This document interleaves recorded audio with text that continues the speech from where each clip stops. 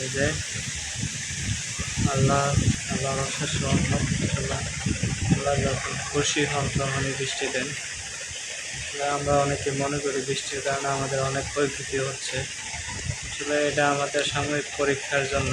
তবে আল্লাহ যা করেন সবার ভালোর জন্যই করেন।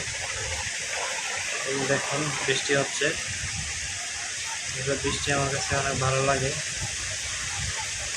এই যে বাচ্চারা পুকুরের পাশ থেকে বৃষ্টির মধ্যে দৌড়াদৌড়ি করে বাড়িতে যাচ্ছে, এই যে দেখুন। আর ওই যে পুকুরের পাশে দেখুন কয়েকটা গাছ ভেঙে পড়ে গেছে, মাটি ভেঙে পড়ে গেছে। আসসালামু আলাইকুম, আশা করি সবাই ভালো আছেন।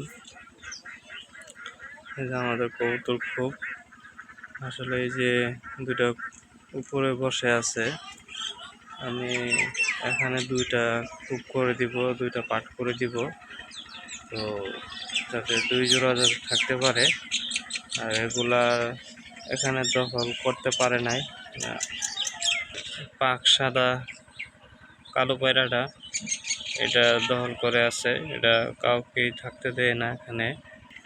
তো সেই জন্য আমি এখানে দুইটা পাট করে দেব, আর একটু অন্ধকার করে দেব, যাতে তারা নিজেদের খুব তৈরি করতে পারে।